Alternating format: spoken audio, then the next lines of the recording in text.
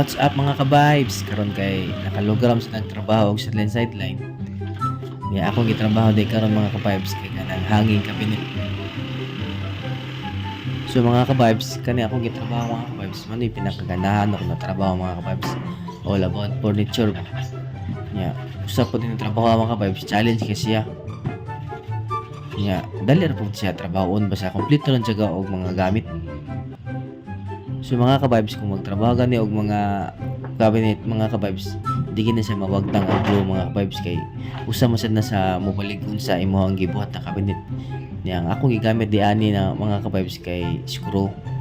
Nag-screw lang ko kay para dali siya tangtangon og palintag na ako yung mga usbon nito mga ka-vibes. Nakanindot lang ang screw mga ka-vibes kay dali ra kay sa itawad mga ka-vibes. Nya usa po dali ra po siya tangtangon. Nya kung mag-assemble naman ani yung cabinet mga ka-vibes, dapat inyong haklap sa flat surface kay para dali ra kay siya i-screw bitaw. So makita niyo sa video mga ka-vibes na akong gisukod ang center sa kanang cabinet mga ka-vibes kay ako na siyang butangan og partition sa cabinet kay para mas mulig-on jud siya. Kaya usama na ang partition na makaligon sa cabinet mga ka-vibes. Kaya mao na mo gunit or makupot sa kanang kaligunon sa cabinet. So mga ka-vibes, ang pagbuhat og cabinet mga ka-vibes, dali ra jud kay na siya mga ka-vibes. Basta ka maulan jud ka mo sukod mga ka-vibes. Nya usa pod ang nakadali lang ng trabaho mga ka-vibes kung naa lang kay sa kutong gamit mga ka-vibes.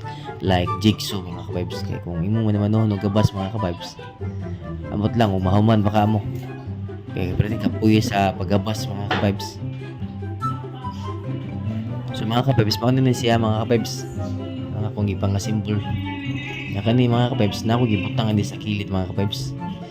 Nakalimot kung si pangalan ng kahoya. Anggol mong goro ni. Kung nitawagan niya goro. Kung ako nagibutangan ng iyang kilid-kilid mga ka-vibes para mas mulindot sa tanawan may bitaw mga ka-vibes.